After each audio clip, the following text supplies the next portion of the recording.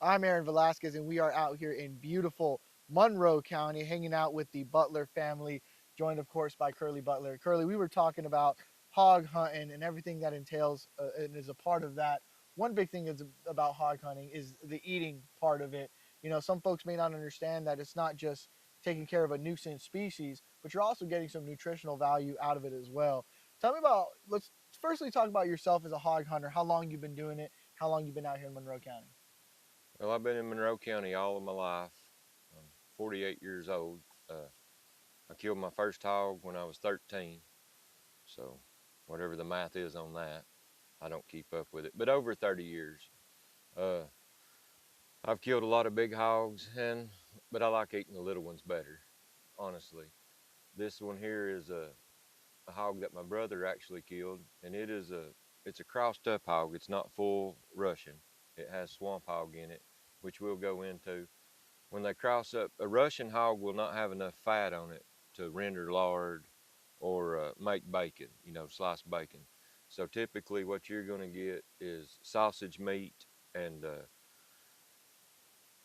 primarily sausage, tenderloins. You can cut the tenderloins up, hams to make roast and stuff. It's just however people want to do it. I prefer grinding the sausage, grinding all the meat except for the tenderloin.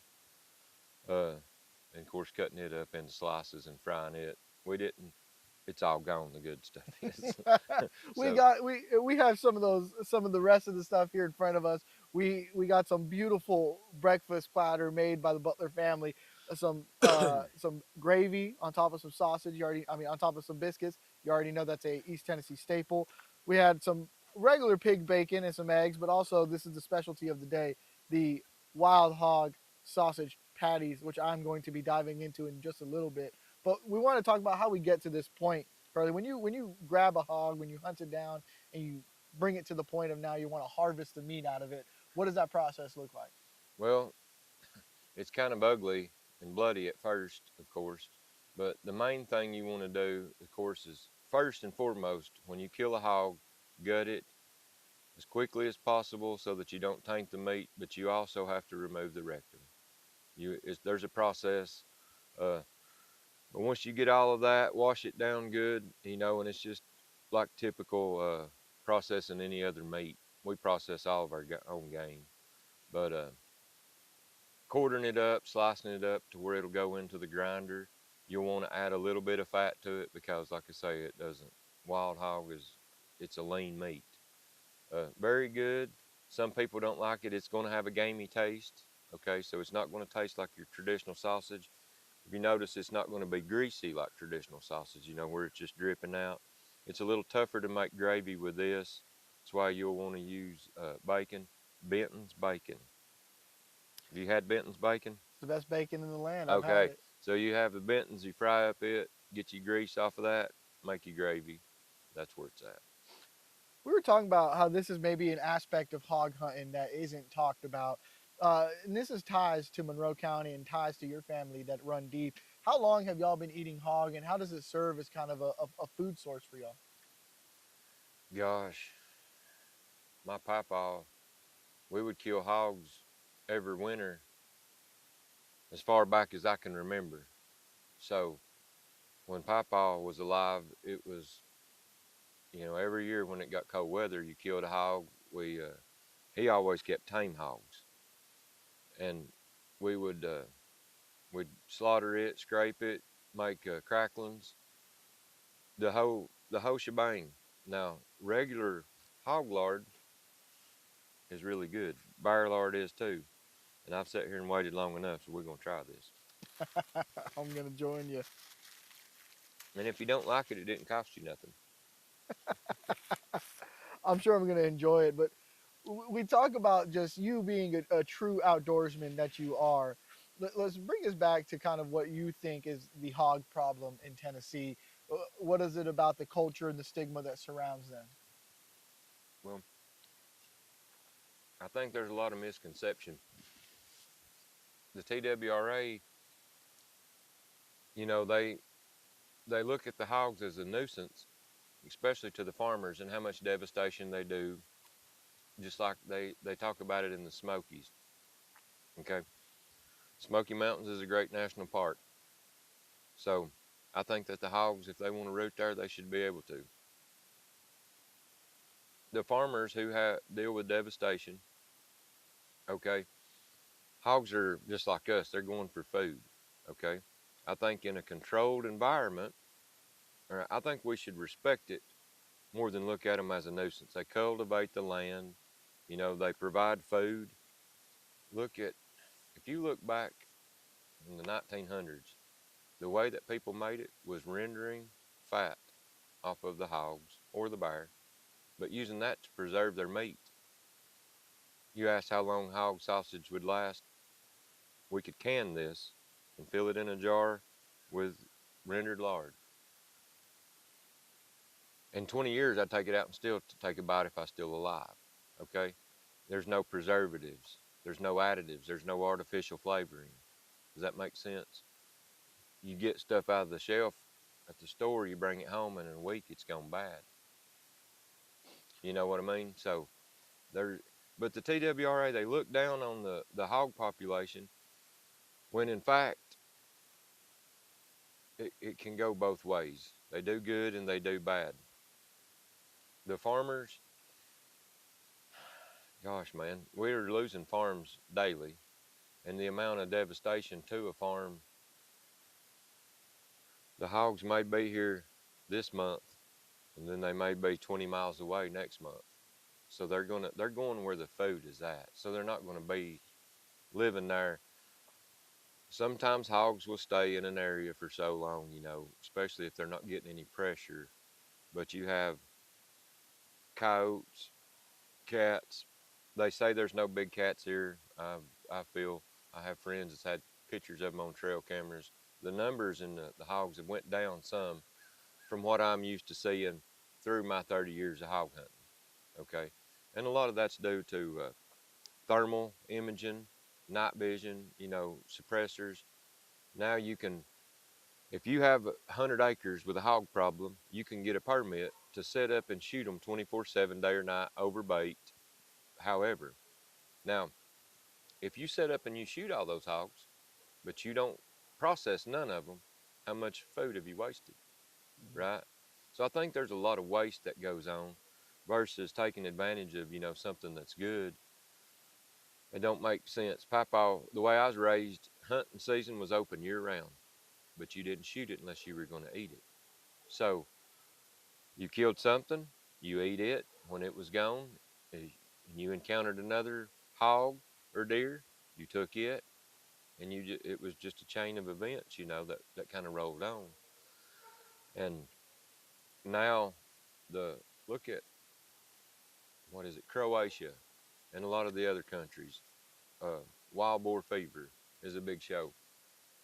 Man, they kill hundreds a day sometimes, right? And every one of them is laid out in a field.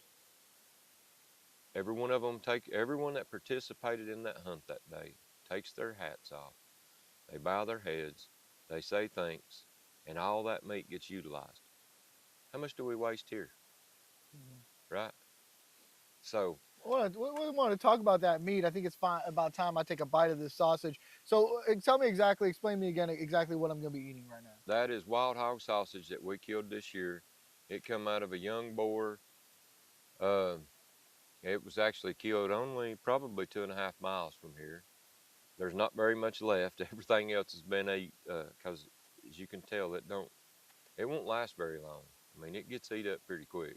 We all like it. Now the tenderloin, I'm not going to lie, is way better.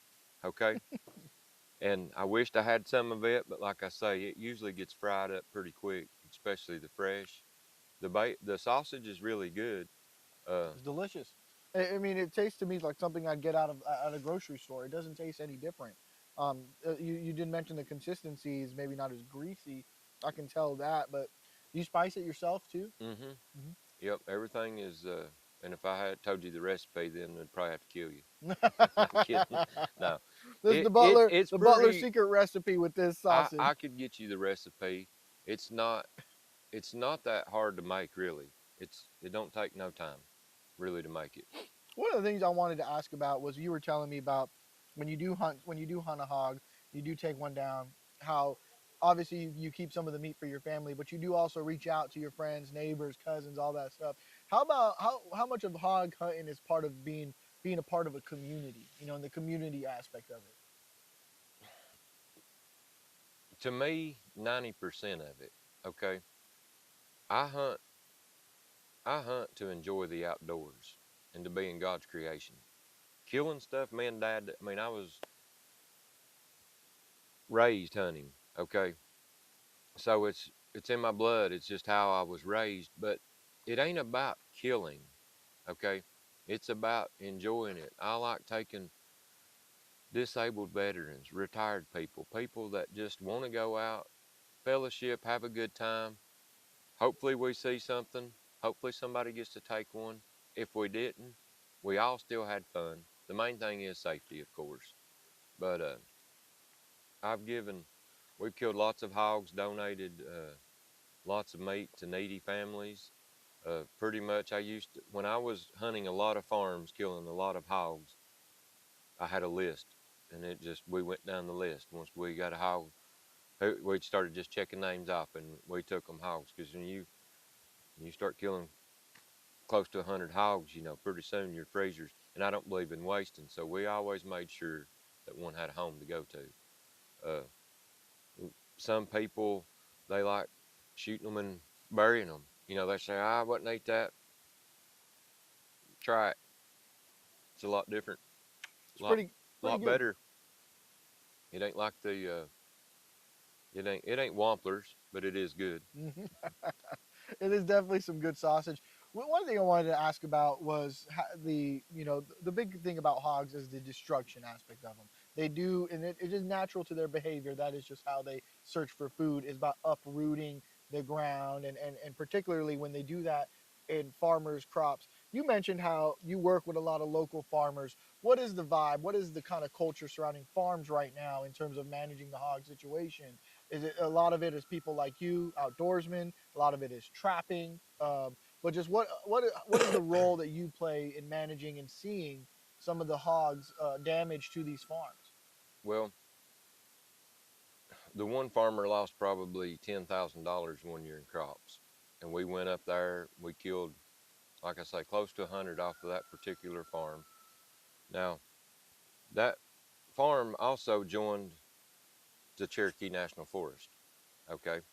Now, we didn't we didn't decimate those hogs. They were still coming, just as many as there was when we started killing them. But I haven't been back. It kind of got to where found the locals we could the locals started doing what we had permission to do, which was to hunt the fields and shoot them at night.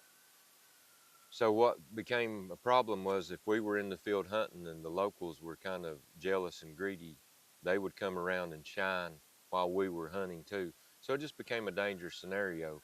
If the hogs happened to be out there and they started firing and we're in the field, I just quit going and letting the locals pretty much. Now the farmers, he don't take he don't farm up there anymore, so it's kind of a win for him, I guess. It it took away, and plus it was a 45-acre or 45-minute drive from here over to there. You know, so you take 45 minutes driving one way, 45 minutes. Hogs mainly do their destruction at night from 11 a.m. to 4 a.m. So you're hunting at night, and that's when you're going to kill them most. Your daytime, I could take you to places where there's hogs hunting everywhere right now. We're not going to see one Mm. because they're all asleep. You know, and if I tried to take you to where they're bedding at, you're going to kill me because the time we got crowded in there, you'll be like, forget all this. But they're they're going to survive, and they're going to populate.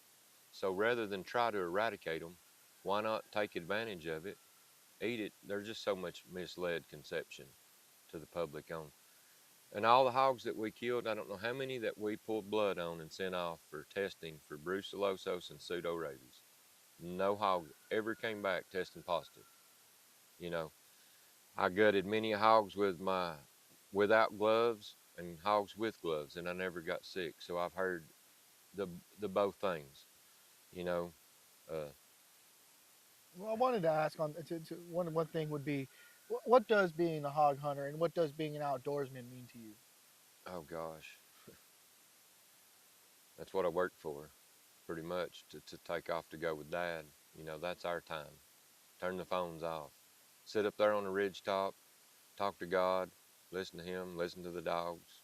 I mean, I don't even care if I ever kill another one. I've I've been blessed where I was raised and the amount of time and what I got to do. It's just, I don't know. It's a passion. It's what I love to do. There's nothing I used to love to see how many miles that I could hike throughout the season. If I could put on 50 miles this week and 70 miles next week, and I could see stuff that you're never going to get to see because you got to get off the beaten path, go where nobody wants to go, right? Very few. I guess because of my papa, I like going to the places that very few want to walk to. The ones that you got to get out and hike in 5 miles to maybe see nothing. But I seen it all on my way in because it's just, it's God's country up here. This is God. It's all God's country. That I feel that this place has a special place in its heart with God, just like it does mine.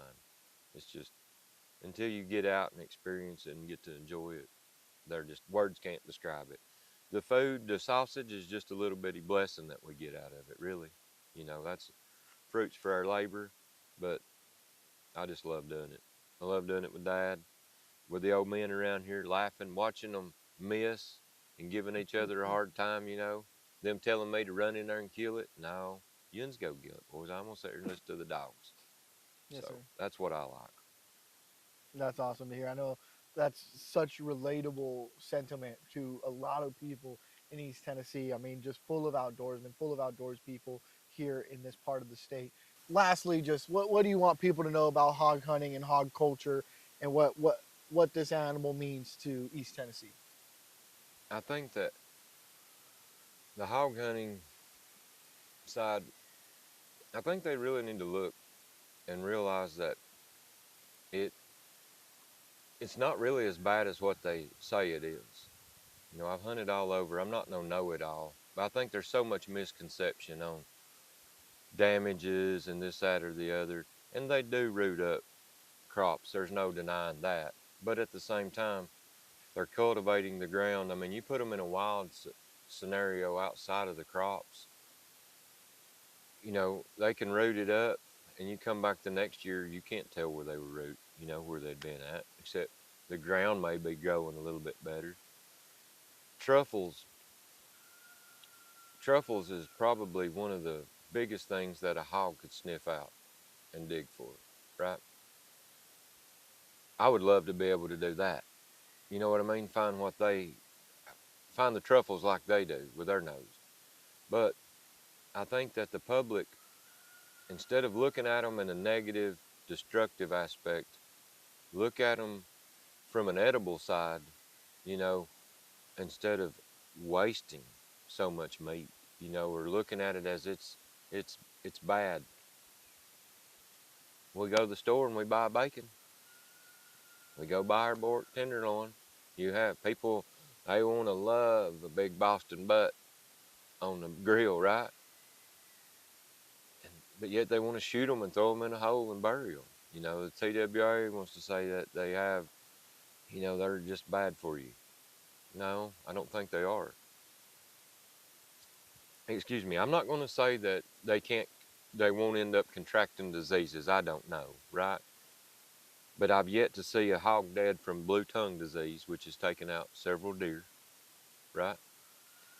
I've yet to see the wild hog contract the bird flu or really the swine flu, you know?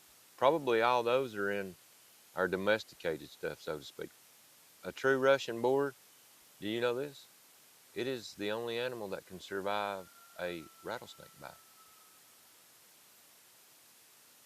That's pretty wild, ain't it? Rattlesnake, done told my buddies, look, if I ever get rattlesnake bit up here, yous are to leave me. Oh, we can't. No, boys, there's no getting out. Most time where I'm at, right? I don't know. I've yet to see a cure for a rattlesnake bite. If you get bit 5 miles back in the mountains, I'm not going to make it out, you know. And I I know that each and every time that I go in the woods when it's rattlesnake. Honestly, I don't even like going where the snakes are. Then I stay down low here. I hate snakes. And well, I won't say, but I hate snakes. And anybody that knows me knows where I stand on that aspect. But the hogs, I think we should respect them. I think we should utilize it and eat it versus wasting it. Manage it like they do in the other countries. If they'd look up wild boar fever and just see, like in Croatia and those other countries, they go to that meat goes to restaurants and families, and well, they ain't no different than we are here. You know what I'm saying? So how how come it's okay over there, but boy, it's not supposed to be okay over here? You know, they it's misconception, Mm. and I think that if the majority of the people knowed how good they tasted, they wouldn't just want to shoot it and leave it, and then they wouldn't just want to go out there and try to kill them all out and say, well, we want them all gone, eradicated. No, just manage them, utilize them. You know, like I said, you got how many? I would really like to know how much money that Tennessee taxpayers pay to feed inmates beef or pork, either one, throughout the course of the year, right? How much money could we save if TWRA's trapping off a whole bunch of hogs at Catoosa or at Land Between the Lakes or at any WMA? Don't dig a hole and bury them. You've got all the resources. If you don't, I can gut a hog in 3 minutes. Okay. Once you get it gutted, drag it in the trailer, and put a cooler truck there. You know what I'm saying? Get your refrigerator truck, throw them in there, have a processor somewhere.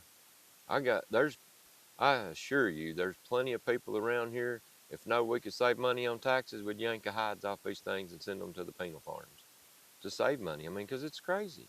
Of course, they wouldn't get the tenderloin. That's certainly the best part of the hog is the tenderloin. You've been saying it all morning, but overall, man, it's been a pleasure meeting you this morning, tasting some of this hog. It's been delicious. I think more people should try it if they want to. It's definitely something out there, and just thank you again for speaking with us, Curly, and just your last final message to our viewers if you wanted to tell them anything about hog hunting. Well, everybody wants to try hog hunting. Everybody wants to stick a hog. Sticking a hog's overrated. Hog hunting is fun, but you need to be with someone that is conscious and don't just go out as a newbie because a cornered hog is going to charge you. I like hunting them with dogs. If you have the farms to hunt and the lights and the suppressors and all of that, that's cool. Respect it though. Appreciate it. Don't just go out there and kill them and throw them off in a ditch. Someone somewhere is going hungry, so make sure that it gets used. That's my biggest thing. Is don't waste them. Yeah, I think definitely all about respect and all about safety too when you head out there and on these hunts. Curly, we appreciate you taking the time to speak with us this morning. I'm happy to have been able to try some of the hog you hunted, and again, thank you so much. Ain't no problem. Anytime. You come back anytime. Next time I'll save you some tenderloin. I appreciate that. Thank you.